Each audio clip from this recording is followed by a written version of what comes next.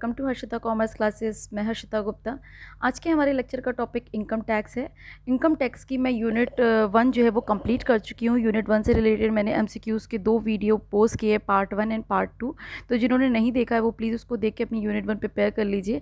आज जो मैं लेक्चर लिया है यूनिट 2 से रिलेटेड लिया है। यूनिट 2 को मैंने 3 पार्ट्स में डिवाइड किया है, पार्ट 1, पार्ट 2 एंड पार्ट 3। इसके 3 पार्ट्स होंगे। जैसा कि आपको पता है कि यूनिट 2 जो है वो हमारी हेड्स ऑफ इनकम से रिलेटेड है। तो आप हमारी जो 5 हेड्स ऑफ इनकम है, income from house property, income from salary, income from PGBP head, income from capital gain और इनकम फ्रॉम अदर सोर्सेज।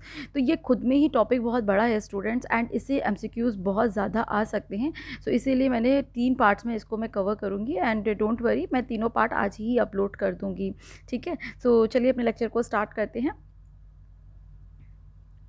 देखिए, फर्स्ट एमसीक्यू मैंने लिया है कि सैलरी इंक्लूड्स। अगर हम बात कर रहे हैं कि सैलरी इंक्लूड्स की, तो सबसे पहले आप ये समझ लीजिए कि जो सैलरी है, सैलरी तभी होगी जब एक एम्प्लॉई और एम्प्लॉयर, मतलब एक एम्प्लॉई और एक एम्प्लॉयर के बीच में रिलेशन होना चाहिए और एम्प्लॉयर जो है, ठीक है, एम्प्लॉयर अपने एम्प्लॉई को रिम्यूनरेशन पे करे। उसकी रिम्यूनरेशन क्यों पे करता है? जो भी वो सर्विसेज दे रहा होता है। एक तरीके से कह सकते हैं कि सैलरी क्या होती है? Any remuneration paid by the employer to his employee for the consideration for his services called salary.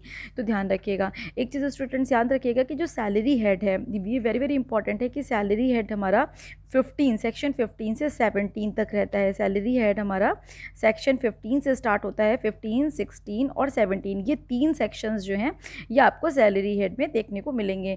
कोई भी हेड का जो पहला सेक्शन होता है वो चार्जिंग सेक्शन होता है, मतलब उसमें हम जो है सैलरी को चार्ज करते हैं, जिसको कहते हैं टैक्सेबल सैलरी किस हेड में चार्ज होगी। तो सेक्शन 15 में 16 जो है वो उसका डिडक्शन से रिलेटेड है और 17 इसका जो है वो परक्यूजिट से रिलेटेड है। ठीक है, तो ध्यान रखिएगा, ये डिडक्शन से रिलेटेड है, ये चार्जेबल सेक्शन है, ये डिडक्शन से रिलेटेड और परक्यूजिट से रिलेटेड है। तो मैंने जनरल बातें आपको बता दी क्योंकि ये टॉपिक बहुत बड़ा है, तो मैं सारी चीज़ों को इसमें कवर नहीं कर सकती हूँ। मैंने मोस्ट इंपॉर्टेंट ही पॉइंट्स लिए हैं ताकि आपकी कोई भी चीज़ इसमें मिस ना हो। तो अगर हम बात कर लेते हैं कि सैलरी की, तो सैलरी में क्या क्या चीज़ें इंक्लूड होती हैं। सो सैलरी में इंक्लूड होता है हमारा कैश रिसिप्ट, परक्यूजिट्स, प्रॉफिट लियो इन सैलरी। ठीक है, तो ये चीज़ याद रखिएगा। इसके अलावा wages, annuity, pension, gratuity, fees, commission, ठीक है, एंड एडवांस सैलरी अगर ले रहे हैं, एरियर ऑफ दी सैलरी, ये सारी चीज़ें जो होती हैं वो हमारी सैलरी में इंक्लूड होती हैं। तो इसका आंसर अगर हम बात करें आपसे कि सैलरी में क्या, जो इसका आंसर होगा वो क्या हो जाएगा, तो इसका आंसर हो जाएगा ऑल ऑफ दीज। तो ये चीज़ आप याद रखिएगा। तो सैलरी में क्या क्या चीज़ें इंक्लूड होती है? वेजेस हो गया, सैलरी हो गया, कैश रिसिप्ट हो गया, परक्यूजिट्स हो गया, ठीक है, बहुत सारी चीज़ें इसमें ऐड होती हैं। एंड जैसे कि advance salary, arrears of the salary, annuity, gratuity, fees, bonus, commission, allowances, ठीक है, एंड तो ये जितनी भी है, और इवन जो प्रोविडेंट फंड में जो हमारा कंट्रीब्यूशन होता है, अगर वो एक्सेस होता है एक लिमिट से, तो वो भी सैलरी का ही पार्ट होता है। तो सैलरी एक खुद में ही बहुत बड़ी डेफिनेशन है। ठीक है, चलिए नेक्स्ट एमसीक्यू ले लेते हैं। Salary is deemed to accrue at the place where the services are render. जहाँ पे सर्विसेज रेंडर की जाती हैं वही सैलरी, उसी प्लेस पे सैलरी जो होती है वो बनती है एक तरीके से। अगर हम बात कर लेते हैं कि एक्सक्लूसिव डेफिनेशन ऑफ सैलरी किस में दी गई है, सो एक्सक्लूसिव डेफिनेशन ऑफ सैलरी का मतलब यहाँ पे परक्यूजिट से है कि जो सैलरी की भी बहुत सारी चीज़ें इंक्लूड होती है। जैसा कि आपको पता है कि परक्यूजिट्स क्या होता है। परक्यूजिट्स का मतलब होता है कि सैलरी के अलावा जो हमें बहुत सारे जो चीज़ें मिलती है, जैसे कि गाड़ी मिल रही है रहने के लिए, घर मिल रहा है, जब हम कहीं पर भी जॉब करते हैं तो हमको उसके अलावा, मतलब सैलरी के अलावा भी बहुत सारी फैसिलिटीज़ मिलती है। तो वो जो पार्ट होता है वो हमारा किसका होता है? परक्यूजिट्स का होता है। सो परक्यूजिट्स को डिफाइन किया गया सेक्शन 17 और सबसेक्शन 1 में। ये ध्यान रखिएगा, परक्यूजिट्स के बारे में बात कहाँ की गई है? परक्यूजिट्स के बारे में बात की गई है सेक्शन 17 और सबसेक्शन 1 में। चलिए नेक्स्ट एमसीक्यू ले लेते हैं। अंडर सेक्शन 15, मैंने आपको बताया था under section 15 salary is taxable on the basis of receipt and due. मतलब या तो हमें मिल गई है सैलरी तो भी चार्ज हो जाएगी, अगर ड्यू है, हमको मिलनी बाकी है, तो भी चार्ज हो जाएगी। ठीक है, तो ध्यान रखिएगा। तो इसका आंसर क्या होगा? अर्लियर, मतलब ए और बी दोनों ही इसके आंसर हो जाएंगे। चलिए नेक्स्ट एमसीक्यू ले लेते हैं। Which of the following allowances are fully exempt, कौन से अलाउंसेज होते हैं जो फुल्ली ही एग्जिम्ट होते हैं? तो allowances paid by the UNO, UNO मतलब जो राष्ट्रीय संघ होता है, ठीक है, यूनाइटेड नेशन जो ऑर्गेनाइजेशन होता है, उसको उसके द्वारा जो अलाउंसेज पे किए जाते हैं वो हमारे फुल्ली एग्जिम्ट होते हैं, मतलब उन पर हमें कोई भी टैक्स नहीं देना होता है। तो ये चीज़ आप याद रखिएगा, ठीक है। तो चलिए नेक्स्ट एमसीक्यू ले लेते हैं। एचआरए की बात करें, एचआरए मतलब house rent allowances. House rent allowances मतलब हमें रहने के लिए जो भत्ता मिलता है, ठीक है। तो हाउस रेंट अलाउंसेज को किस सेक्शन में डिफाइन किया गया है? Section 10 sub section 13A rule 2A में बताया गया है। एचआरए के बारे में कहाँ पे बताया गया है? सेक्शन 10 सब सेक्शन 13A और रूल 2A में बताया गया है। तो ये चीज़ आप याद रखिएगा, ये भी वेरी वेरी इंपॉर्टेंट है। बात कर लेते हैं salary paid by the government to the citizen of India, RNR services render outside the India is deemed to be accrued in India. मतलब कहने का मतलब क्या है कि अगर salary paid by the government citizen, अगर किसी गवर्नमेंट सिटीजन को ये सैलरी पेड की जा रही है और बट वो सर्विसेज जो है वो कहाँ पे रेंडर कर रहा है? आउटसाइड द इंडिया, तो इज डीम्ड टू बी, तो भी उसको हम इंडिया में ही एक्रू मानेंगे। तो ठीक है, तो ये चीज़ याद रखिएगा। नेक्स्ट पॉइंट है हमारा कि salary paid by the partners by the firm, जो फर्म में सैलरी अपने पार्टनर को देता है, ठीक है, पार्टनर्स में जो सैलरी डिस्ट्रीब्यूट होती है, पे की जाती है, वो क्या होती है? टैक्सेबल होती है अंडर सेक्शन PGBP। वो सैलरी हेड का पार्ट नहीं होता है। मतलब एक एम्प्लॉयर जो अपने एम्प्लॉय को सैलरी देता है वो टैक्सेबल होगी अंडर सेक्शन 15 में, बट एक पार्टनरशिप फर्म में जो पार्टनर होता है वो दूसरे पार्टनर को अगर सैलरी देता है तो वो टैक्सेबल होगी हमारी PGBP हेड में, ठीक है। सो ये चीज़ आप याद रखिएगा। नेक्स्ट बात कर लेते हैं, जो बोनस होता है is taxable as a salary on the basis of receipt. जब हमें बोनस मिलता है उस बेस पे हम उसको सैलरी में इंक्लूड करते हैं। चलिए नेक्स्ट एमसीक्यू ले लेते हैं। मिस्टर पी जो है वो उनको वॉचमैन अलाउंस मिला है 600 rupees per month and the security of his resident, अब उनकी सिक्योरिटी के लिए, बट वो पे कर रहे हैं 500 रुपीज़ पर मंथ। तो वॉचमैन अलाउंस कितना जो है वो टैक्सेबल होगा? तो एक बात ध्यान रखिएगा, वॉचमैन का जो अलाउंस होता है वो फुल्ली टैक्सेबल होता है, मतलब 600 रुपीज़ जो होता है वो पूरा टैक्सेबल हो जाएगा। नेक्स्ट एमसीक्यू ले लेते हैं कि जो मेडिकल एक्सपेंडिचर्स होते हैं जो एक एम्प्लॉयर अपने एम्प्लॉय को देता है, ठीक है, जो भी खर्चा करता है कि आप खर्चा कर लीजिए हम आपको वापस कर देंगे, तो वो क्या हो जाएगा? फुल्ली टैक्सेबल होता है, मतलब वो हमारा पूरी तरीके से टैक्सेबल हो जाता है। तो ये चीज़ आपको याद रखनी है, ठीक है। चलिए नेक्स्ट एमसीक्यू लेते हैं। ट्रांसपोर्टेशन, जो ट्रांसपोर्ट अलाउंस होता है वो क्या होता है? यहाँ पे देखिए पूछा गया है। तो ट्रांसपोर्ट अलाउंस क्या होता है? क्या ऑलवेज टैक्सेबल होता है? नहीं, ऑलवेज टैक्सेबल नहीं होता है, क्योंकि हैंडीकैप एम्प्लॉयड होता है, मतलब जो विकलांग होते हैं, जो चल नहीं सकते हैं, उनके लिए अप टू 3200 लिमिट होती है कि वहाँ तक एग्जिम्ट होता है। मतलब 3200 रुपये पर मंथ तक हैंडीकैप एम्प्लॉय को 3200 रुपये पर मंथ की सैलरी पर उसको कोई भी टैक्स नहीं देना, मतलब इतनी अमाउंट तक उसको एग्जम्पशन अलाउ होती है। And always taxable except handicap employees. तो ये चीज़ आपको याद रखनी है, ठीक है। नेक्स्ट एमसीक्यू की बात कर लेते हैं। Which of the following allowances are fully taxable, मतलब वो कौन सा अलाउंस होता है जो फुल्ली टैक्सेबल होता है? अभी मैंने आपको पीछे बताया कि वार्डनर हो गया, सर्वेंट हो गया, ये नॉन पार्टिसिपेटिंग अलाउंस जो भी होते हैं वो फुल्ली टैक्सेबल होते हैं। तो ये चीज़ आप याद रखिएगा। नेक्स्ट एमसीक्यू ले लेते हैं। यहाँ पे पूछा गया है कि विच of the following is not the condition of claiming assumption of HRA जैसा कि मैंने आपको बताया, एचआरए क्या होता है? हाउस रेंट अलाउंस, ठीक है। तो ध्यान रखिएगा, HRA is equals to house rent, ठीक है, अलाउंस। अब बात कर लेते हैं यहाँ पे कि इनमें से कौन सी कंडीशन नहीं है। तो एक चीज़ चलिए मैं आपको कंडीशन भी यहाँ पे डिस्कस कर लेती हूँ। कंडीशन, पहली जो कंडीशन होती है वो होती है rent paid minus 10% of salary, ये पहली कंडीशन होती है। मतलब रेंट पे में से 10% ऑफ सैलरी माइनस कर दे, पहली कंडीशन। दूसरी कंडीशन होती है 40% ऑफ सैलरी, ठीक है, ध्यान रखिएगा, 40% ऑफ सैलरी इन केस अगर वो कहाँ पे रह रहा है? दिल्ली, मुंबई, कोलकाता, चेन्नई को छोड़कर अगर किसी और प्लेस में, जैसे आगरा, लखनऊ, यूपी, कहीं पे भी रहे, but Delhi, Mumbai metro city में ना हो तो 40% लेंगे, अगर मेट्रो सिटी हो तो 50% लेंगे।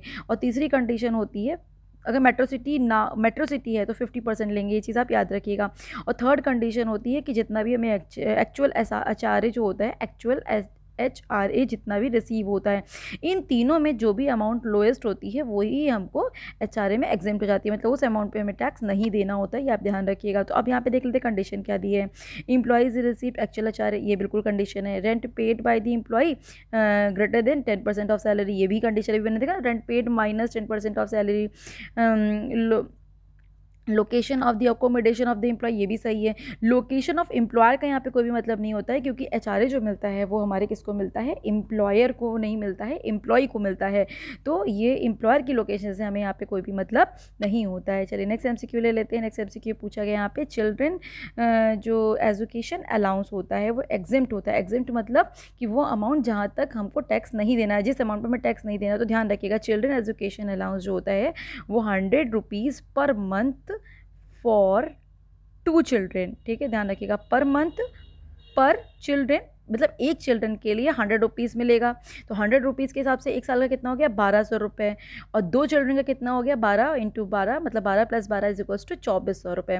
सो कहने का मतलब क्या है, एजुकेशन अलाउंस सबसे पहली बात ध्यान रखिएगा 2 बच्चों का मिलता है और पर बच्चा 100 रुपये मिलता है, ठीक है। 2 बच्चों का यहाँ पे कहने का मतलब है कि 100 rupees per month per child, एक बच्चे का 100 रुपये पर मंथ, और मैक्सिमम 2 बच्चों का मिलता है। अगर 3 बच्चे होंगे तो तीसरे बच्चे का हमको एजुकेशन अलाउंस नहीं मिलेगा। तो ये चीज़ आप याद रखिएगा। नेक्स्ट बात कर लेते हैं कि जो हॉस्टल एक्सपेंडिचर अलाउंस होता है। हॉस्टल एक्सपेंडिचर मतलब हमारा बच्चा पढ़ रहा है और वो हॉस्टल में रह रहा है, तो उसका भी अलाउंस हमको मिलता है। तो उसका अलाउंस हमको मिलता है 300 rupees per month per child, ठीक है।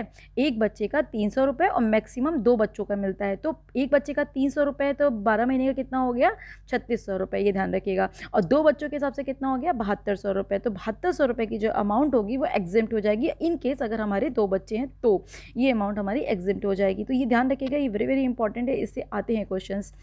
चलिए नेक्स्ट MCQ ले लेते हैं। अब देखिए यहाँ पे वही क्वेश्चन रिपीट किया गया है कि transportation allowance is exempted up to 3200 per month. किस केस में, जब हैंडीकैप एम्प्लॉय होगा, हैंडीकैप्ड एम्प्लॉय होगा, तो हमारी असम्पशन होती है कि 3200 तक उसको कोई भी टैक्स नहीं देना है, वो अमाउंट उसकी एग्जिम्ड हो जाती है, ठीक है। चलिए नेक्स्ट MCQ ले लेते हैं।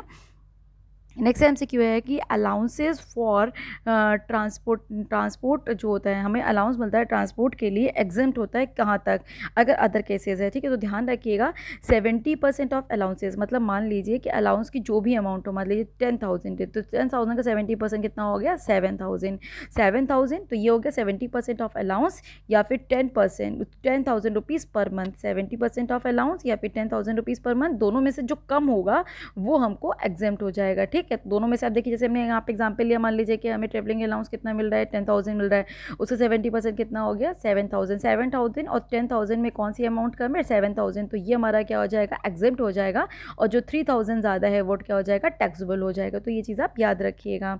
नेक्स्ट MCQ ले लेते हैं। जो रेंट फ्री अकोमोडेशन होता है इज़ कवर्ड, वो किस सेक्शन में कवर्ड है, section 17 subsection 2 clause 1 rule 33(1)(a), ठीक है, ध्यान रखिएगा।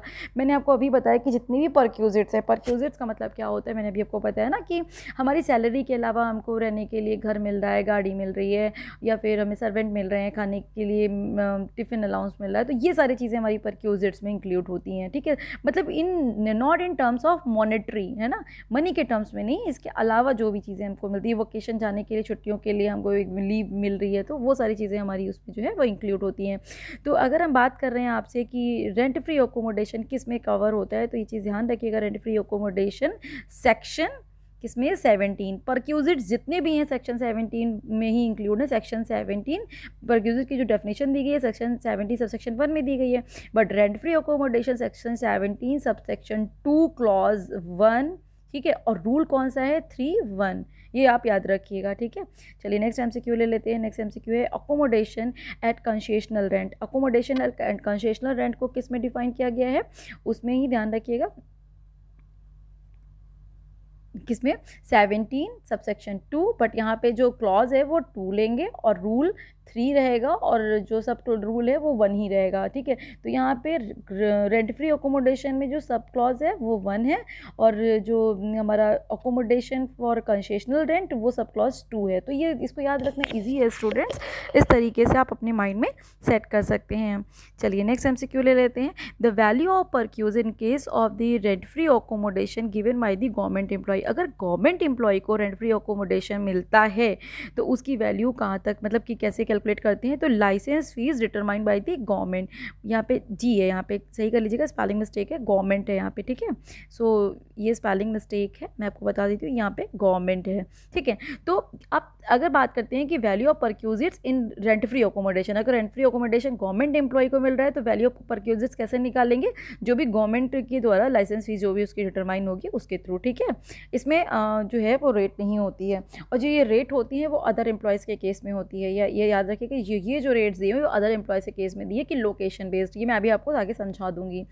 नेक्स्ट MCQ ले लेते हैं। नेक्स्ट MCQ हमारा है कि rent free accommodation rent free official जो रेजिडेंट प्रोवाइडेड बाय दी जज, जैसे जो होते हैं सुप्रीम कोर्ट या फिर हाई कोर्ट के जो जज होते हैं, उनकी जो अमाउंट होती है रेंट फ्री ऑफिशियल रेजिडेंट के लिए वो क्या होती है, एग्जेम्प्ट होती है, उस पर उनको कोई भी टैक्स नहीं देना होता है, ये आप याद रखिएगा। चलिए नेक्स्ट MCQ ले लेते हैं कि rent free furnished house. Rent free furnished house का मतलब क्या होता है, फर्निश्ड हाउस मतलब वो घर जो हमको सजाया मिलता है एक तरीके से, उसमें फर्नीचर सारा होता है, बेड, TV, सोफ़ा, कूलर, सब कुछ होता है, फर्निश्ड उसको कहते हैं।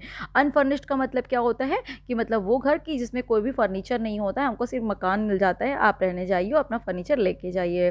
सो इसमें ये पूछा गया है कि रेंट फ्री जो है फर्निश्ड हाउस जो होता है, ठीक है, provided the officer of the parliament, अगर पार्लियामेंट के किसी ऑफिसर को प्रोवाइड होता है तो उसकी वैल्यू क्या होती है, एग्जेम्प्ट हो जाती है, मतलब उस पर उसको कोई भी टैक्स नहीं देना है, ठीक है। तो ये चीज़ याद रखिएगा। नेक्स्ट MCQ है medical facility to employee in India exempt. Medical facility employee मतलब अगर कोई मेडिकल फैसिलिटी हमारी इंडिया का किसी कोई एम्प्लॉय को मिलती है तो वो कब एग्जेम्प्ट होती है, तो ये इनको देखिए 3 केसेस लिखे हुए हैं, तो ये तीनों ही केसेस में जो होती है वो एग्जेम्प्ट हो जाती है, तो ये चीज़ आप याद रखिएगा। वो 3 केसेस क्या है कि hospital owned and maintained by the employer और वी आर गवर्नमेंट। जैसे कि मान लीजिए कि हम जहाँ जॉब कर रहे हैं और उसी एम्प्लॉयर का हॉस्पिटल, मतलब जो एम्प्लॉयर है उसी का हॉस्पिटल हो या फिर कोई गवर्नमेंट का हॉस्पिटल हो, तो जितनी भी मेडिकल फैसिलिटी होती हैं वो एग्जेम्प्ट हो जाती हैं। प्राइवेट हॉस्पिटल है, अगर मान लीजिए हम अपना इलाज किसी प्राइवेट हॉस्पिटल में करा रहे हैं, but if the recommendation of the government for the treatment of his employee, but उसमें क्या उस किस में एग्जेम्प्ट होगी, जब जो गवर्नमेंट है उसको रिकमेंड करे, ठीक है। एंड थर्ड केस होता है कि specified facility prescribed disease in the hospital approved by the PCC या फिर CC, ठीक है। तो ये ध्यान रखिएगा, इन 2 केसेस में कहने का मतलब है कोई भी ऐसी डिसीज़ जो हॉस्पिटल ने अप्रूव्ड की हो, ठीक है। अप्रूव्ड अगर कोई हॉस्पिटल कर देता है कि वो डिसीज़ है तो उस केस में भी जो मेडिकल जो भी फैसिलिटी मिलती हैं वो एग्जेम्प्ट हो जाती हैं, तो इसीलिए इसका आंसर क्या हो जाता है, ऑल ऑफ दीज, ठीक है। चलिए नेक्स्ट MCQ ले लेते हैं। सो नेक्स्ट MCQ है स्टूडेंट्स कि यहाँ पे पूछा गया है कि for the purpose of determining the perquisites value of the loan at the concessional rate given to the employee the lending rate of the State Bank of India, ठीक है। तो State Bank of India as on किस date से acquire थी, first day of the previous year से जो होती है वो रिक्वायर्ड हो जाती है, ठीक है। तो ये चीज़ याद रखिएगा। नेक्स्ट ले लेते हैं। इस चीज़ में पूछा है कि in which case the rent interest free loan is not treated as perquisites, मतलब इंटरेस्ट फ्री लोन जिसमें हमें इंटरेस्ट नहीं देना, हमने लोन लिया उस पर हमें इंटरेस्ट नहीं देना है, तो वो किस केस में परक्यूजिज ट्रीट नहीं होगा, तो वो 2 केसेस में परक्यूजिज ट्रीट नहीं होगा। अगर लोन अमाउंट जो है वो हमारी 20,000 है, या फिर जो if the loan is given by the medical treatment, अगर मेडिकल ट्रीटमेंट जो कि कोई प्रिस्क्राइब्ड हमारी डिसीज़ है जैसे कि कैंसर है या फिर कोई भी जो बड़ी बीमारी होती है उसके लिए अगर कोई हमें मिला है तो वो परक्यूजिट्स में ट्रीट नहीं होगा, ये चीज़ आप ध्यान रखिएगा, ठीक है। नेक्स्ट MCQ ले लेते हैं। Training of the employee is not an perquisite. Not an perquisite मतलब या तो वो टैक्सेबल है, एग्जेम्प्ट है, और या फिर अप टू 10,000 या फिर ये दिया हुआ है तो वो टैक्सेबल होती है, परक्यूजिट्स नहीं होती है, ठीक है। ये चीज़ याद रखिएगा। चलिए नेक्स्ट MCQ ले लेते हैं। Exemption of assumption for leave salary is given section. तो एक चीज़ स्टूडेंट्स मैं आपको यहाँ पे बताना चाहूँगी, ये आपका रिटायरमेंट का पार्ट है, ठीक है। Salary, income from salary of retirement, तो उसमें आप सेक्शंस याद रखिएगा कि अगर ग्रेजुटी है, मैं आपको थोड़ा सा यहाँ पे समझाना चाहूँगी।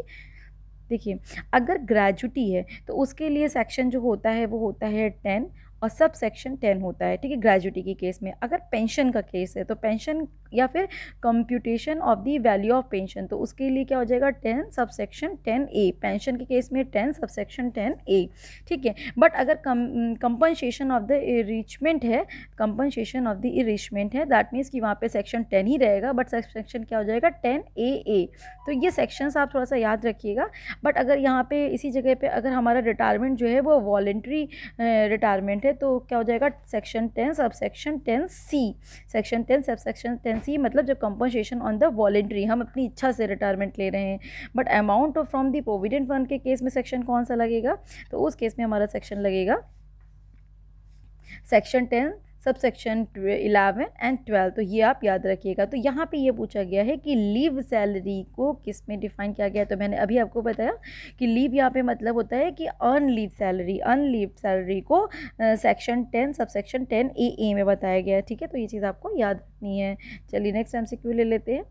सो नेक्स्ट एमसीक्यू है, scholarship given by the employer company to the children to of it is employee is not a perquisites. क्योंकि अगर एक एम्प्लॉयर अपनी कंपनी के एम्प्लॉय के बच्चों की स्कॉलरशिप देता है तो वो परक्यूजिट्स नहीं होता है, वो पूरी तरीके से टैक्सेबल हो जाएगा, उसको परक्यूजिट नहीं मानेंगे।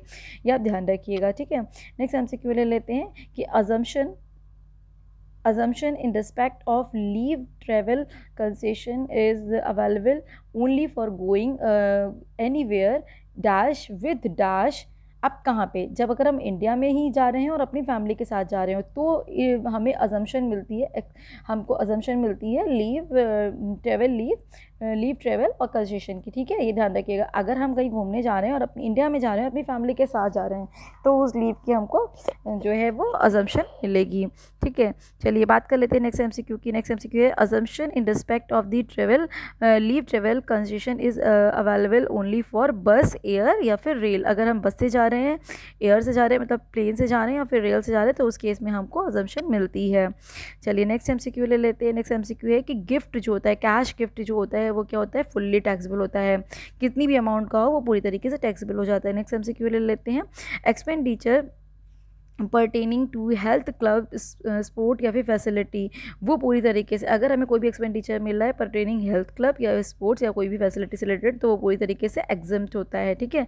नेक्स्ट एमसीक्यू ले लेते हैं, employer has given a video camera for the personal use to the employee. अगर कोई एम्प्लॉयर अपने एम्प्लॉय को कोई एसेसरीज़ देता है उसके पर्सनल यूज़ के लिए तो वैल्यू ऑफ परक्यूजिट्स हम क्या लेंगे 10% पर एनम हिस्टोरिकल कॉस्ट, ठीक है। तो ये चीज़ आप याद रखिएगा। नेक्स्ट एमसीक्यू है, which of the following perquisites will be taxable in hand of non specified employee. तो अब देखिए नॉन स्पेसिफाइड एम्प्लॉय के केस में जो परक्यूजिट होता है वो किस हैंड में टैक्सेबल होता है, प्रोविज़न फॉर। इसमें से कोई भी आंसर करेक्ट नहीं है क्योंकि ये सारे हैंड में टैक्सेबल जो होता है वो स्पेसिफाइड एम्प्लॉय के केस में होता है, ठीक है। तो चलिए नेक्स्ट एमसीक्यू ले लेते हैं। सो नेक्स्ट एमसीक्यू है, encashment for leave salary at the period of the service is fully taxable in case of, अगर गवर्नमेंट एम्प्लॉय या फिर नॉन गवर्नमेंट के एम्प्लॉय के केस में फुल्ली टैक्सेबल होता है encashment of the leave at the period of the service, ठीक है। मैक्सिमम अजम्पशन हमको कितनी मिलती है, case of the leave encashment हमको 3 लाख की मैक्सिमम अजम्पशन मिलती है, इससे ज़्यादा हम उसमें अजम्पशन नहीं ले सकते हैं, ठीक है। तो ये चीज़ याद रखिएगा। नेक्स्ट एमसीक्यू ले लेते हैं, the payment of the premium on the personal accident insurance policy of the employee to the employer, ठीक है। तो वो exempt होती है, exempt perquisite since no immediate benefit would become a payable to the employee, ठीक है। Next MCQ ले लेते हैं, salary for exemption of the leave encashment taken by the average, यहाँ पे लेते हैं 10 month average salary immediate preceding date of the retirement, जिस दिन रिटायर होता है उसके पहले की 10 मंथ की सैलरी को हम लीव इनकैशमेंट में कैलकुलेट करते हैं उस बेस पे, ठीक है। तो ये चीज़ याद रखिएगा। नेक्स्ट एमसीक्यू है हमारा कि salary for the purpose of exemption of leave in कैशमेंट is taken, वो सैलरी लीव इन कैशमेंट के लिए हम किस तरीके की सैलरी लेते हैं? बेसिक सैलरी होनी चाहिए, डीए मतलब डियरनेस अलाउंसेस होने चाहिए, एंड डियरनेस अलाउंसेस वो जो forming part of the salary, retirement benefit and commission on the basis of sale. ये 3 चीज़ें हम इंक्लूड करते हैं जब हम लीव इन कैशमेंट सैलरी के में सैलरी की कैलकुलेशन करते हैं। ठीक है, चलिए नेक्स्ट एमसीक्यू ले लेते हैं कि लीव सैलरी इज़ एग्जिम्ड अगर हमको लीगल हायर सैलरी पेड होती है, या फिर हमको लीव सैलरी रिसीव्ड हो by the family of the government employ के केस में, गवर्नमेंट सर्वेंट हैं एंड और हु डाई इन हायरेस, मतलब तो ऑन द ड्यूटी अगर उसकी डेथ हो जाती है तो उस केस में जो मिलता है वो भी हमारी एग्जेम्प्ट हो जाती है। नेक्स्ट एमसीक्यू ले लेते हैं। यहाँ पे पूछा गया है कि salary for the purpose of exempt of the gratuity. Gratuity क्या होती है? जब एक इंसान अपनी सेवा से निवृत्त हो जाता है तो उसको ग्रेजुटी मिलती है, एक लम सम अमाउंट मिलती है। When employee is covered under section gratuity act 1972, अगर 1972 में एक्ट में कवर्ड होता है तो सैलरी का पर्पस यहाँ पे सैलरी में क्या क्या लेते हैं? बेसिक सैलरी, डीए लेते हैं, forming the part of the salary और रिटायरमेंट बेनिफिट और नॉट, चाहे वो रिटायरमेंट बेनिफिट का पार्ट हो या ना हो। ठीक है, नेक्स्ट एमसीक्यू ले लेते हैं। अगर एम्प्लॉई जो होता है वो कवर्ड हो payment of the gratuity act, so salary the purpose of calculating 15 days of the salary of each completed year shall be average. यहाँ पे भी देखिए एवरेज 10 मंथ सैलरी लेते हैं, तो ये चीज़ ध्यान रखिएगा, क्या लेंगे? Average 10 month salary.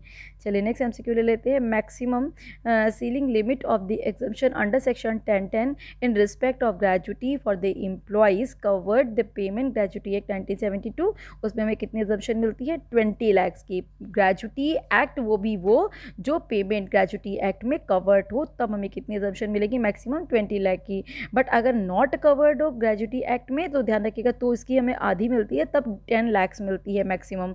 ठीक है, अगर कवर्ड नहीं है तो 10 लाख मिलेगी, अगर कवर्ड है हम लोग ग्रेजुटी पेमेंट एक्ट में 1972 में तो हमें 20 लाख की मैक्सिमम एग्जम्पशन मिलेगी। स्टैंडर्ड डिडक्शन कितनी मिलती है? हमने आपको बताया था स्टैंडर्ड डिडक्शन 16 में मिलती है, सेक्शन 16 में 1 में, तो स्टैंडर्ड डिडक्शन वो कितनी मिलती है? 40,000 की। Compensation receive on the voluntary retirement, जो कंपनसेशन मिलता है वॉलेंट्री रिटायरमेंट पे, जैसे कि मान लीजिए हमने अपनी इच्छा से सेवानिवृत्त हो गए, तो उस केस में हमको जो मैक्सिमम अजम्पशन मिलती है कि उस अमाउंट पर हमें टैक्स नहीं देना है, वो ये भी ध्यान रखिएगा। देखिए वॉलेंट्री रिटायरमेंट यहाँ पे साफ साफ लिखा है, अजम्पशन मिलती है 10 सबसेक्शन 10C में, और मैक्सिमम कितनी मिलती है? 5 लाख तक, ये आपको याद रखना है अमाउंट। नेक्स्ट एमसीक्यू ले लेते हैं।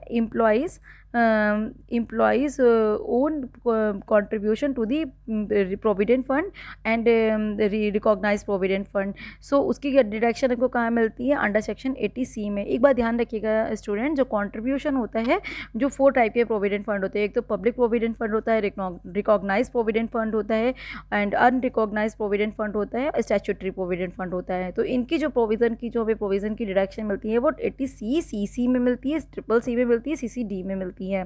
ठीक है, तो contribution to the pension fund हमको CC में मिलती है, तो ये सब चीज़ें आपको याद रखनी है।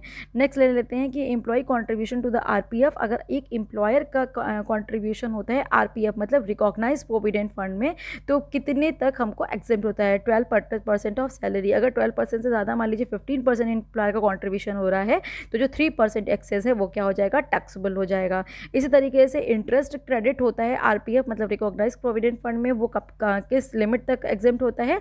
Up to 9.5%। अगर इंटरेस्ट हमको मिल रहा है, क्रेडिट हो रहा है हमारे अकाउंट में, इसमें रिकॉग्नाइज प्रोविडेंट फंड में जो भी हम कंट्रीब्यूशन करें, तो 9.5 तक तो एग्जेम्प्ट होगा। बट अगर इससे ज़्यादा है, मान लीजिए कि 10% हमारा इंटरेस्ट क्रेडिट हो रहा है, तो जो 0.5% एक्स्ट्रा क्रेडिट हो रहा है, इस पर हमको टैक्स देना पड़ेगा। 9.5% तक जो है वो एग्जेम्प्ट होगा टोटल कॉन्ट्रीब्यूशन पे। ठीक है, तो ये चीज़ याद रखिएगा। चलिए, ये मेरे MCQs थे, जितने भी मेरे सैलरी हेड से रिलेटेड इंपॉर्टेंट MCQs थे। हालांकि इससे बहुत सारे टॉपिक्स हैं और इसमें रूल्स बहुत ज़्यादा हैं, तो इसीलिए मैंने आपको थोड़ा सा चार्ट ये डिस्कस कर लेती हूँ, ताकि आपको जो सैलरी हेड है वो बहुत ही अच्छे से क्लियर हो जाए। ठीक है, तो चलिए डिस्कस करते हैं। ध्यान रखिएगा स्टूडेंट, जो सैलरी होती है, चार्जेबिलिटी जो होती है, सेक्शन 15 होता है। जो 17 में बताया गया सैलरी के बारे में, परक्यूजिट्स के बारे में, लीव ऑफ सैलरी के बारे में, डिडक्शन के बारे में बात की गई सेक्शन 16 में। 3 तरीके की डिडक्शन होती है। स्टैंडर्ड डिडक्शन जो कि 40,000 की होती है, इंटरटेनमेंट अलाउंस होता है, और प्रोफेशनल टैक्सेस होता है। प्रोफेशनल टैक्स की पूरी डिडक्शन मिलती है, एंटरटेनमेंट अलाउंस में हमें एक सर्टेन लिमिट तक की डिडक्शन मिलती है। तो ध्यान रखिएगा सैलरी में क्या क्या चीज़ें होती हैं, सैलरी ड्यू बेसिस पे हो, चाहे अलाउड हो, पेड हो या एरियर ऑफ द सैलरी हो, हमको पहले ही रिसीव हो गई है। तो ये तीनों ही जो होते हैं, तो ये होता है हमारा फॉर्मेट। अगर बात कर लेते हैं फॉर्मेट की, तो सबसे पहले हम लोग क्या करते हैं, बेसिक सैलरी में कमीशन फीस ऐड करते हैं, बोनस ऐड करते हैं और अलाउंसेस ऐड करते हैं। तो अलाउंसेस की जब बात होती है तो स्टूडेंट्स ये चीज़ याद रखिएगा कि जो हमारे अलाउंसेस होते हैं, तो अलाउंसेस जो होते हैं वो बेसिकली 3 टाइप्स के होते हैं। आप लोगों ने आई थिंक पढ़ा होगा। एक तो होता है टैक्सेबल अलाउंसेस, जो पूरी तरीके से टैक्सेबल होते हैं, जिसमें हमें डिडक्शन नहीं मिलती है। दूसरा होता है हमारे कि allowances exempt a certain limit, ये वो अलाउंसेस होते हैं जो एक सर्टेन लिमिट तक तो एग्जेम्प्ट होते हैं, बट उसके ऊपर अगर हमें मिल रहा है तो फुल्ली टैक्स, मतलब उसके बाद जो है टैक्सेबल हो जाएंगे। और कुछ अलाउंस वो होते हैं सी कैटेगरी में जो फुल्ली एग्जेम्प्ट होते हैं, मतलब वो अलाउंसेस जो हमें मिलते हैं और उन पर कोई भी टैक्स नहीं देना होता है। तो बात कर लेते हैं हमें जो फुल्ली टैक्सेबल अलाउंस होते हैं। फुल्ली टैक्सेबल अलाउंस भी आपसे पूछ सकते हैं कि फुल्ली टैक्सेबल अलाउंस में कौन कौन से अलाउंसेस आते हैं। तो डियरनेस अलाउंस आता है, एचआरए आता है, चिल्ड्रन एजुकेशन अलाउंस आता है, चिल्ड्रन हॉस्टल अलाउंस आता है, ठीक है, ये ध्यान रखिएगा। एंड ट्रांसपोर्ट अलाउंस आता है, एंटरटेनमेंट अलाउंस आता है, अदर अलाउंस आता है। देखिए यहाँ पे रूल्स भी मैंने लिख रखा है, ठीक है।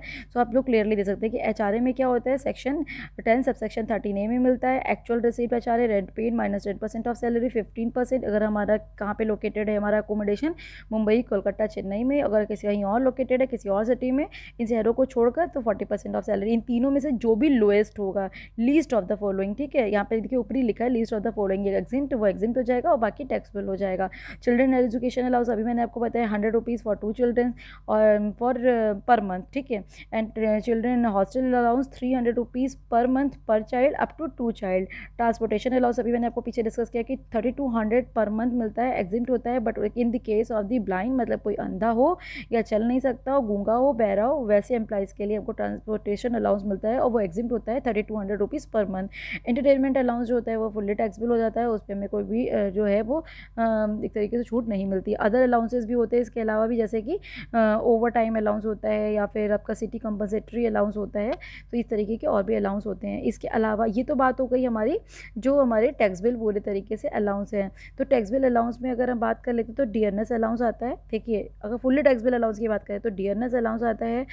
डियरनेस अलाउंस के अलावा हमारे आते हैं फुल्ली टैक्सेबल में, देखिए हम लोगों ने देखा कि एंटरटेनमेंट अलाउंस आता है, सिटी कंपनसेटरी अलाउंस होता है, ओवर टाइम अलाउंस आता है, इसके अलावा फिक्स मेडिकल अलाउंस आता है, सर्वेंट अलाउंस आता है, नॉन पार्टिसिपेटिंग अलाउंस आता है, हिल्स अलाउंस आता है, वार्डनर या फिर वार्डनर अलाउंस आता है। तो ये सारे अलाउंसेस फुल्ली टैक्सेबल होते हैं। जैसे कि आपका ये एचआरए, एजुकेशन, हॉस्टल, ट्रांसपोर्टेशन, ये अलाउंस कौन से अलाउंस है, ये वो अलाउंस है सेकंड कैटेगरी के जो अलाउंस एक सर्टेन लिमिट तक जो है एग्जिम्ट होते हैं। तो ये आपको याद रखना है। नेक्स्ट ये देखिए इसमें दिया हुआ है परक्यूजिट्स के बारे में। सो परक्यूजिट्स के बारे में कितने परक्यूजिट्स होते हैं, हमको valuation of rent free accommodation. Rent free accommodation में 2 केस होते हैं। अगर हम गवर्नमेंट एम्प्लॉयड हैं तो गवर्नमेंट एम्प्लॉयज़ के केस में देखिए क्वेश्चन पीछे पूछा भी गया था कि license fees determined by the government. अगर हम गवर्नमेंट एम्प्लॉयड हैं तो रेंट फ्री अकोमोडेशन की जो लाइसेंस फीस होगी गवर्नमेंट के द्वारा डिटरमाइन की जाएगी, और जो डिटरमाइन की जाएगी उसमें जो एक्चुअली एक एम्प्लॉयर ने पे किया है वो माइनस कर देंगे और वो टैक्सेबल हो जाएगा। बट अगर अदर एम्प्लॉयज़ का केस है, हम गवर्नमेंट एम्प्लॉयड नहीं हैं, तो ध्यान रखिएगा तो 2 टाइप का होता है। If the accommodation is owned by the employer, मतलब हमें अकोमोडेशन जो प्रोवाइड किया जा रहा है वो हमारे एम्प्लॉयर के खुद का है, ठीक है। सो अब हम देखेंगे कि जहाँ पे हम रह रहे हैं वहाँ की पॉपुलेशन कैसी है। अगर वहाँ की पॉपुलेशन 25 लाख से ज़्यादा है तो हमारा 15% ऑफ सैलरी लेंगे। अगर 10 लाख से ज़्यादा और 25 लाख से कम है तो 10% ऑफ सैलरी लेंगे। अगर इन केस ऑफ अदर सिटीज़ है जहाँ की पॉपुलेशन हमें नहीं पता है तो 7.5% ऑफ सैलरी लेंगे, ठीक है, एंड माइनस कर देंगे इसमें से जितना भी एम्प्लॉय को रिसीव हो रहा है। But in case of the lease, अगर एक एम्प्लॉयर का खुद का नहीं है और वो अकोमोडेशन अपने एम्प्लॉय को प्रोवाइड कर रहा है, तो उस केस में अगर उसने किराए पे लिया है तो क्या ले लेंगे, लोअर द लीज रेंट, और वो जो एम्प्लॉयर है वो जो पे कर रहा है या फिर 15% ऑफ सैलरी, उन दोनों में से जो भी कम होगा वो ले लेंगे और एक्चुअल एम्प्लॉय जितना रेंट पे कर रहा है उसमें से हम माइनस कर देंगे। तो ये परक्यूजिट्स की वैल्यूएशन हम कैलकुलेट करते हैं। इसमें से भी इंपॉर्टेंट पॉइंट ये, इसे एक एमसीक्यू आपका आ सकता है, ठीक है। एंड बाकी परक्यूजिट्स की अगर बात कर ले तो मोटर कार की मैं समझ लूँगी। एंड इसके अलावा देखिए ये इंपॉर्टेंट इतना नहीं है, ये वाला समझ लेते हैं कि स्वीपर, गार्डनर हो, वॉचमैन हो या फिर जितने भी हमारे ये सब चीज़ों के सर्विस जो हमारे सर्वेंट होते हैं उनकी जितनी भी पे की जाती है हमारी एम्प्लॉयर के थ्रू, और जितना एक एम्प्लॉय पे करता है वापस में माइनस कर देते हैं और वो टैक्सेबल हो जाता है। Water, electricity, house hold expenditure के जितने भी हमें एक्सपेंसेस मिलते हैं, तो जो एम्प्लॉयर हमको पे करता है और एक जो एम्प्लॉई देता है एक्चुअल में, वो माइनस कर देते हैं, टैक्स बिल हो जाता है, ठीक है। एंड चलिए बात कर लेते हैं प्रोविज़न की। तो ये सब चीज़ें हैं, तो जो इंपॉर्टेंट पॉइंट थे मैंने आपसे डिस्कस कर लिए हैं, आप ये चार्ट देख सकते हो। एंड इसके अलावा चलिए एक और चीज़ बात कर लेते हैं कि इंटरेस्ट फ्री और रेंट कंसेशनल लोन एक्सीडिंग 20,000, अगर इंटरेस्ट फ्री जो हमारा लोन होगा अगर वो 20,000 से ज़्यादा होगा, ठीक है। यहाँ पे देखिए साफ साफ लिखा है, the rate is charge SBI first day of the relevant year. यही क्वेश्चन आपसे पीछे पूछा भी गया था, तो ये चीज़ आपको याद रखनी है। गिफ्ट वाउचर में आप याद रखिएगा, अगर गिफ्ट वाउचर है तो 5,000 से ज़्यादा नहीं होना चाहिए, 5,000 से बिलो होना चाहिए, तो वो एग्जेम्प्ट हो जाएगा, अदरवाइज वो टैक्स बिल हो जाएगा। मोटर कार की वैल्यूशन अभी मैं आपको आगे समझा दूंगी। लीव इन कैशमेंट ध्यान रखिएगा, लीव इन कैशमेंट में जो हमको अजम्पशन मिलती है वो सेक्शन 10 सब सेक्शन 5 में मिलती है। उसके बाद ग्रेजुटी के बारे में अगर हम बात कर लेते हैं, तो ग्रेजुटी को मैंने आपको बताती हूँ आगे। देखिए यहाँ पे ग्रेजुटी के बारे में बात की गई कि gratuity under section 10 sub section 10 में मिलती है। अब हमें ये देखना है कि ग्रेजुटी किसको मिल रही है, कि जो एम्प्लॉई है वो गवर्नमेंट का है, सेंट्रल गवर्नमेंट एम्प्लॉई है, मेंबर ऑफ द सर्विस है, लोकल अथॉरिटी है, या फिर अदर है, ठीक है। तो उस केस में क्या होता है, फुल्ली एग्जेम्प्ट हो जाती है। मतलब एक गवर्नमेंट एम्प्लॉय को अगर ग्रेजुटी मिल रही है तो वो फुल्ली एग्जेम्प्ट हो जाएगी अंडर सेक्शन 10 सब सेक्शन 10(1) में, ठीक है। मतलब उस पर उसको कोई भी टैक्स नहीं देना है। बट अदर एम्प्लॉयज़ के केस में अगर एम्प्लॉय जो है वो हमारा मतलब गवर्नमेंट सर्वेंट नहीं है, तो हम ये देखेंगे कि क्या वो ग्रेजुटी पेमेंट मतलब कि जो कवर्ड है under the payment gratuity act 1972 में अगर कवर्ड है। तो ध्यान रखिएगा, बहुत अच्छे से जी समझ लीजिए, इससे क्वेश्चन आ सकता है। अगर गवर्नमेंट एम्प्लॉयड है तो फुल्ली एग्जिम्प्ट हो जाएगा, अगर नॉन गवर्नमेंट एम्प्लॉयड है तो देखेंगे क्या वो कवर्ड है हमारे ग्रेजुटी पेमेंट एक्ट में। अगर वो कवर्ड है तो least of the following exempt होगा, और किसमें, सेक्शन 10 सब सेक्शन 10 सेकेंड में 20 लाख रुपए मैक्सिमम होता है एक्चुअल ग्रेजुटी जितनी रिसीव हो रही है, दूसरा पॉइंट। और यहाँ पे लेते हैं 15% of salary on the basis of the last round salary, ठीक है। एंड यहाँ पे भी हम एवरेज लेते हैं 26 मंथ का, ठीक है। तो इन तीनों में जो भी अमाउंट कम होती है वो एग्जिम्प्ट हो जाती है, बाकी टैक्स बिल हो जाती है। बट अगर हम ग्रेजुटी पेमेंट एक्ट में कवर्ड नहीं है तो ध्यान रखिएगा उसकी हमको अजम्पशन मिलती है अंडर सेक्शन 10 सब सेक्शन 10(3) में। कवर्ड है तो 2 में मिलेगी वरना 3 में मिलेगी, तो इसमें जो होती है वो आधी हो जाती है 10 lakhs एक्चुअल ग्रेजुटी जितनी भी में मिल रही होती है, और half month of the salary for the last 10 average month of the salary का लेते हैं, ठीक है। और इसको हम 30 से डिवाइड करते हैं, यहाँ पे हम 26 डेज से डिवाइड करते हैं, यहाँ पे हम 30 डेज से डिवाइड करते हैं। सो ये फ़र्क होता है। एंड चलिए बात कर लेते हैं अगर हम कंप्यूटेशन ऑफ द पेंशन की, तो पेंशन के बारे में दिया गया है। अगर गवर्नमेंट एम्प्लॉय को पेंशन मिल रही है तो फुल्ली एग्जिम्प्ट हो जाएगी। अगर नॉन गवर्नमेंट एम्प्लॉय है तो देखेंगे कि जो एम्प्लॉई है उसको रिसिप्ट जो है वो जो ग्रेजुटी के अकॉर्डिंगली है या नहीं है। तो ये दो केसेस देखिए यहाँ पे रूल लिखे हुए हैं ऑलरेडी, तो ध्यान रखिएगा। अगर एम्प्लॉय जो है रिसिप्ट ऑफ द ग्रेजुटी, ठीक है, अगर does not receipt the gratuity, अगर उसको ग्रेजुटी मिल रही है तो पेंशन कितना लेंगे, 1/3 लेंगे, ठीक है, ध्यान रखिएगा। अगर ग्रेजुटी रिसिप्ट नहीं हुई तो उसकी जगह पे पेंशन जो होगी 1/2 लेंगे कंप्यूटेड पेंशन का, ठीक है। एंड बाकी सारी चीज़ें इसमें देख लीजिए चेंज है, बस यहाँ पे 2 है, यहाँ पे ए है, यहाँ पे बी है, ठीक है। नेक्स्ट ले लेते हैं लीव इन कैशमेंट। लीव इन कैशमेंट को सेक्शन 10 सब सेक्शन 10(a) में बताया गया है। अगर गवर्नमेंट एम्प्लॉय का केस है तो फुल्ली एग्जेम्प्ट हो जाएगा, मतलब कोई भी टैक्स नहीं देना होगा। अदर एम्प्लॉयज़ का केस है तो 3 लाख रुपये मैक्सिमम होता है जितना हमको मिल रहा होता है वो, मतलब जितनी हमको लीव इन कैशमेंट मिल रही होती है, और 10 month salary on the basis of the average salary of the last proceeding, मतलब पिछले 10 महीने की जो सैलरी होगी उसका एवरेज लेंगे। एंड इस तरीके से हम जिन तीनों में से जो लीस्ट होगा वो हमारा क्या हो जाएगा, एग्जेम्प्ट हो जाएगा, ठीक है। तो ये मैंने बता दिया आपको इंपॉर्टेंट जो भी पॉइंट्स थे। एंड सैलरी से रिलेटेड मैंने एक और वीडियो बनाया था, लेक्चर 3, आप लोग देख लीजिएगा, उसमें भी मैंने कुछ इंपॉर्टेंट पॉइंट्स बताए थे। तो इसमें मैंने पूरे सैलरी और रिटायरमेंट को मैंने कवर अप किया है। नेक्स्ट वीडियो में मैं बाकी के दोनों हेड्स को कवर करूँगी, ठीक है। जो बाकी के 4 हेड्स बचे हुए हमारे, इनकम फ्रॉम सैलरी, सैलरी हो गया, house property, PGBP, capital in, other sources. तो मैं ट्राई करूँगी कि इसका मैं एक वीडियो बनाऊँ, अगर नहीं हो पाएगा तो मैं इसके 2 वीडियो बनाऊँगी ताकि आपको कॉन्सेप्ट अच्छे से क्लियर हो और आपको कोई भी MCQ गलत ना हो। स्टूडेंट पैनिक मत होइए, मैं आपके एग्ज़ाम से पहले सारे वीडियोज़ अपलोड कर दूँगी। मुझे भी आपकी चिंता है कि मुझे पता है कि आपका एग्ज़ाम है, तो मैं आपकी प्रिपरेशन टाइमली प्रिपेयर करा दूँगी, ठीक है। सो डोंट वरी, अगर आपको ये वीडियो अच्छा लगे तो प्लीज़ ज़्यादा से ज़्यादा शेयर करिए, लाइक करिए और सब्सक्राइब करिए। Thank you students.